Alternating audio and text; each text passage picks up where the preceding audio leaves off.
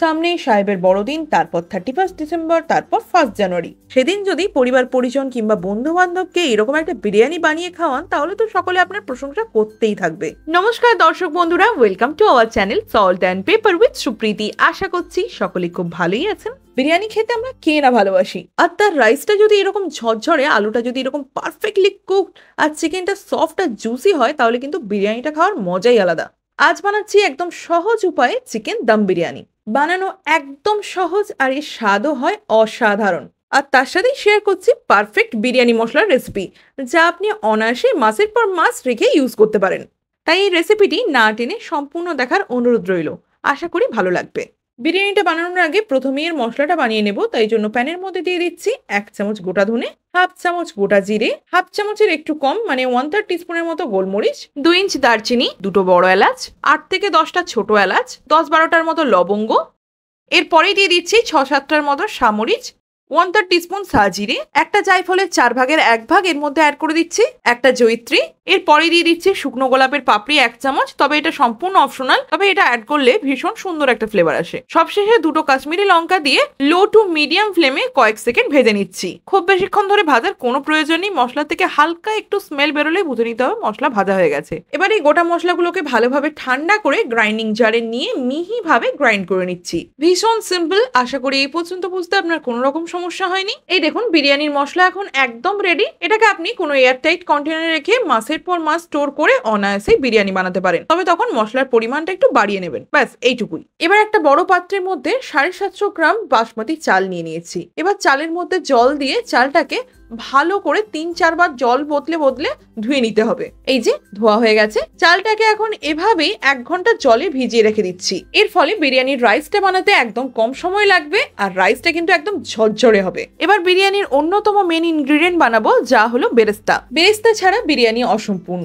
এটা বানানোর জন্য 4টে মাঝারি সাইজের পেঁয়াজকে স্লাইস করে কেটে নিয়েছি। দেখুন স্লাইস গুলো কিন্তু ভীষণ পাতলা, ঠিক এভাবেই হাফ সার্কেল করে কেটে নিতে হবে। এর থেকে যদি ছোট ছোট করে পেঁয়াজটা কাটেন, সেক্ষেত্রে কিন্তু বেরেস্তা একদম মিহি হয়ে যাবে। এবার এর মধ্যে সামান্য লবণ দিয়ে পেঁয়াজ আর লবণকে চটকে চটকে ভালো করে মেখে নিচ্ছি। মাখা হয়ে গেলে 15 থেকে 20 মিনিট এটাকে এভাবেই রেস্ট হতে রেখে দিচ্ছি। 20 মিনিট পর ফিরে এলাম। পেঁয়াজ কিন্তু এখন ভীষণ ভাবে সফট হয়ে গেছে। দেখুন হালকা চাপ দিলে পেঁয়াজ থেকে রস বেরোচ্ছে। এতে কিন্তু একটু জল অ্যাড করা নেই, তাও রস বেরোচ্ছে। কড়াইতে আগেই কিছুটা রিফাইন তেল দিয়ে ভালোভাবে গরম করে নিয়েছি। তার মধ্যেই 1/2 চামচ চিনি দিয়ে দিলাম। চিনিটা ক্যারামেলাইজ হয়ে গেলে পেঁয়াজকে নিকড়ে এই তেলের মধ্যে দিয়ে দিচ্ছি। এভাবে পেঁয়াজের মধ্যে লবণ দিয়ে কিছুক্ষণ রেখে নিকড়ে নিলে পেঁয়াজটা ভাজা হতেও খুব কম সময় লাগে, আর বেরেস্তাটাও দারুণ মুচমুচে হয়। গ্যাসের ফ্লেম মিডিয়াম টু হাই রেখে পেঁয়াজটাকে গোল্ডেন ব্রাউন করে ভেজে নিচ্ছি। ভীষণ সিম্পল, দেখতেই পাচ্ছেন পেঁয়াজটা কত তাড়াতাড়ি ভাজা হয়ে যাচ্ছে। আর এই দেখুন তেলের মধ্যে সামান্য চিনি দেওয়ার কারণে পেঁয়াজটার কালারও খুব সুন্দর এসেছে। পেঁয়াজ এখন খুব সুন্দরভাবে ভাজা হয়ে গেছে। ওমা, এটাকে এখন পেঁয়াজ ভাজা বলা যাবে না, বেরেস্তা। বেরেস্তা এখন রেডি হয়ে গেছে। তেল ছড়িয়ে এটাকে একটা পাত্রের মধ্যে নামিয়ে নিচ্ছি। এটা যদি স্টোর করতে চান, তাহলে অবশ্যই পেঁয়াজটা তেলের থেকে স্ট্রেন করে কোনো টিস্যু পেপারের ওপর রেখে এক্সট্রা তেল সরিয়ে নিয়ে এয়ারটাইট কন্টেনারে রেখে দেবেন। অনায়াসে আপনি মাসের পর মাস স্টোর করতে পারবেন, কোনো রকম চেঞ্জ হবে না। আজ দম বিরিয়ানি বানাচ্ছি, তাই চিকেনটাকে একটু অন্যরকম ভাবে ম্যারিনেট করতে হবে। এবার একটা বড় পাত্রের মধ্যে নিয়ে নিচ্ছি 800 গ্রাম চিকেন। দেখতেই পাচ্ছেন নিশ্চয়ই চিকেন পিসেস গুলোকে কিন্তু বেশ বড় বড় করে কাটিয়ে নিয়েছি। অ্যাকচুয়ালি যেমনটা বিরিয়ানিতে হয়ে থাকে সেভাবেই কাটিয়েছি। এর থেকে যদি ছোট করে চিকেন পিসেস গুলোকে কাটিয়ে থাকেন, সেক্ষেত্রে কিন্তু দম বিরিয়ানিতে চিকেন খুঁজে পাওয়া দুর্দায় হয়ে যাবে। প্রথমেই দিয়ে দিলাম স্বাদ অনুযায়ী লবণ, 1/2 চামচ গুঁড়ো হলুদ, দিয়ে দিচ্ছি 1 চামচ কাশ্মীরি লঙ্কা গুঁড়ো। এখানে যদি নর্মাল লঙ্কা গুঁড়ো ইউজ করা হয়, তাহলে কিন্তু চিকেন ঝাল হয়ে যেতে পারে। এতেই অ্যাড করে দিচ্ছি ফ্রেশ ধনেপাতা কুচি আর পুদিনা পাতা কুচি। অবশ্যই অ্যাড করবেন, এতে করে চিকেনের যে ফ্লেভার সেটা কিন্তু দ্বিগুণ হয়ে যায়। এবার এর মধ্যে 2 চামচ বিরিয়ানি মশলা অ্যাড করে দিচ্ছি। দিয়ে দিচ্ছি 1/2 টেবিল স্পুন কেওড়ার জল। বেরেস্তাটাও দিয়ে দিচ্ছি, তবে পুরোটাই দিচ্ছি না, এখান থেকে 3 ভাগ অ্যাড করলাম, আর বাকিটা আমার পরে কাজে লাগবে। 1/2 কাপ টক দই। এবার মিঠা আতর নিয়ে নিয়েছি, তবে পুরোটাই অ্যাড করছি না, এখান থেকে জাস্ট 2-3 ড্রপ, গনে গনে 2-3 ড্রপই অ্যাড করতে হবে। এর বেশি অ্যাড করে দিলে কিন্তু বিরিয়ানিটা প্রচন্ড উগ্র একটা স্মেল হয়ে যাবে। সবশেষে এর মধ্যে 2 টেবিল স্পুন পেঁয়াজ ভাজার তেল বা বেরেস্তার যে তেল, সেটা অ্যাড করে দিচ্ছি। এখন সবকিছুকে খুব ভালো মতো মিশিয়ে নিয়ে চিকেনটাকে ম্যারিনেট করে নিচ্ছি। এখানে কিন্তু মিক্সিংটা খুব ভালোভাবে করতে হবে, এমনভাবে করতে হবে যেন চিকেনটা পুরোপুরি এই মশলাতেই কোট হয়ে যায়। বিরিয়ানি আপনি হয়তো অনেকবার বানিয়েছেন, তবে আমার কথা মতো এভাবে একবার বানিয়ে দেখুন, কেউ একবার খেলে এর স্বাদ মুখে লেগে থাকবে। দেখুন কথায় কথায় সুন্দরভাবে মিক্সিং হয়ে গেছে। এটাকে এখন আধ ঘন্টা থেকে 45 মিনিট রেস্ট হওয়ার জন্য রেখে দিচ্ছি। আগেই 1 কাপ ঈষৎ উষ্ণ গরম দুধের মধ্যে কিছুটা কেশর দিয়ে আধা ঘন্টার মতো ভিজিয়ে রেখেছিলাম। তো সেই দুধের মধ্যে এখন অ্যাড করে দিচ্ছি হাফ টেবিল স্পুনের মতো কেওড়ার জল, 3-4 ফোঁটা মিঠা আতর, আর সবশেষে দিয়ে দিচ্ছি হাফ টেবিল স্পুন গোলাপ জল। এই মিশ্রণটাকে কিচ্ছু করার দরকার নেই, এভাবেই রেখে দিচ্ছি। সব অ্যারেঞ্জমেন্ট একদম কমপ্লিট। এবার তাহলে বিরিয়ানি বানানো শুরু করা যাক। প্রথমেই একটা হাঁড়ি নিয়ে গ্যাসের ফ্লেম লো টু মিডিয়ামে রেখে এর মধ্যে 1.5 টেবিল স্পুন ঘি দিয়ে দিলাম। তারপর এতেই 2 টেবিল স্পুন পেঁয়াজ ভাজার তেল অ্যাড করে দিচ্ছি। ঘিটা ভালোভাবে মেল্ট হলে সবকিছুকে একসাথে মিশিয়ে নিয়ে হাঁড়িটাকে নাড়িয়ে ঘি আর তেলটাকে হাঁড়ির ভেতরে চারিদিকে লাগিয়ে নিচ্ছি। চিকেন এখন খুব ভালোভাবে রেস্ট হয়ে গেছে। আস্তে আস্তে এক একটা পিস নিয়ে এই ঘি তেলের মিশ্রণের মধ্যে দিয়ে দিচ্ছি। নর্মালি আমরা চিকেন বিরিয়ানির কথা মাথায় আসলেই ভাবি চিকেনটা একদম ডিপ ফ্রাই হবে, এখানে কিন্তু সম্পূর্ণ আলাদা। এইটুকু তেলে চিকেন সহ পুরো বিরিয়ানিটাই কিন্তু রান্না হবে। তাহলে বুঝতেই পারছেন আজকের বিরিয়ানিটা কতটা লেস অয়েলে বানাচ্ছি। আর এভাবে চিকেনটা বানালে চিকেন কিন্তু ভীষণভাবে সফট আর জুসি হয়।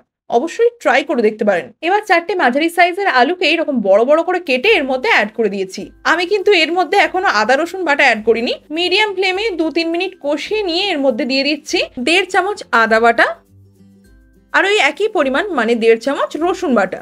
আবার সবকিছুকে মিশিয়ে নিয়ে মিডিয়াম ফ্লেমেই 4-5 মিনিট কষিয়ে নিচ্ছি।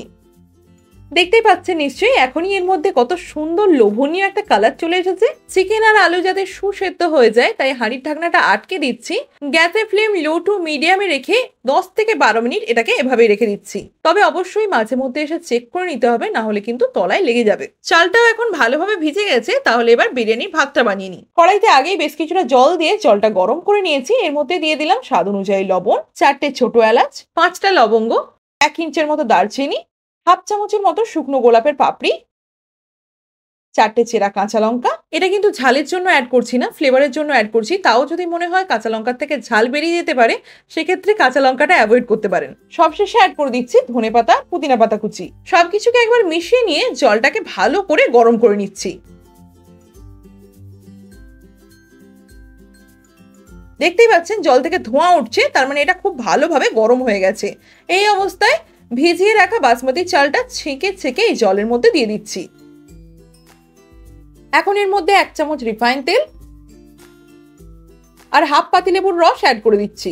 এতে করে ভাত একদম সাদা আর ঝরঝরে হবে। এবার হালকা হাতে সবকিছুকে একবার মিশিয়ে নিয়ে গ্যাসের ফ্লেম মিডিয়াম টু হাই রেখে ভাতটাকে 70% কুক করে নিচ্ছি। এই দেখুন ভাতটা যদি এইরকম হয় তাহলে বুঝে নিতে হবে এটা এখন দমে যাওয়ার জন্য একদম রেডি। এর থেকে বেশি যদি কুক করে ফেলেন সেক্ষেত্রে কিন্তু দমে দেওয়ার পর ভাত একদম ঘেঁটে হয়ে যাবে। আর বিরিয়ানির ভাত যদি একদম ঝরঝরে না হয় সেক্ষেত্রে কিন্তু এটা খেতেও মজা লাগবে না। এদিকে চিকেন আর আলুটাও 3 ভাগ সেদ্ধ হয়ে গেছে আর এর থেকে দারুণ সুন্দর স্মেল বেরিয়েছে। চারদিকটা যেন বিরিয়ানি স্মেলেই মমো করছে। ছান্তার সাহায্যে ভাত ছেঁকে ছেঁকে ডাইরেক্ট এই চিকেন আর আলুর ওপর সুন্দরভাবে দিয়ে দিচ্ছি। আমি ভাতটা 70% কুক করেছি, কারণ এটা যখন দমে যাবে তখন কিন্তু আরো 20% মানে 90% কুক হয়ে যাবে। তাই ভাতটাকে যদি একটু কাঁচা অবস্থা থেকে মানে একটু আগে যদি না নামানো হয় সেক্ষেত্রে কিন্তু রাখা মুশকিল। এখন একটা চামচের সাহায্যে ভাতটাকে চারদিকে সমানভাবে স্প্রেড করে নিচ্ছি। হয়ে গেছে।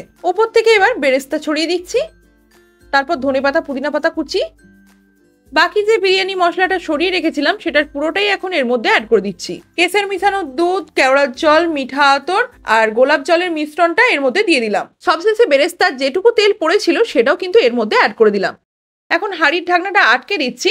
এই অবস্থায় কিন্তু গ্যাসের ফ্লেম সম্পূর্ণ লোতে থাকবে। এর উপর একটা ভারী কিছু জিনিস চাপিয়ে দিচ্ছি। আমার হাতের সামনে ভারী বলতে এটাই পেয়েছি তাই এটাই চাপিয়ে দিয়েছি। এখন 15 থেকে 20 মিনিট বিরিয়ানিটাকে দমে রাখছি। 20 মিনিট পর ফিরে এলাম।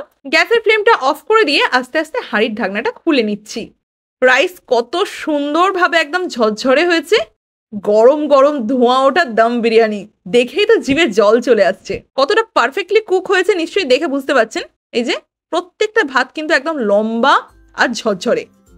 আজকের এই পারফেক্ট দম বিরিয়ানির রেসিপি আপনার যদি ভালো লেগে থাকে তাহলে অবশ্যই লাইক, শেয়ার, কমেন্ট। চ্যানেলে নতুন বন্ধু হয়ে থাকলে চ্যানেলটিকে সাবস্ক্রাইব করার অনুরোধ রইল।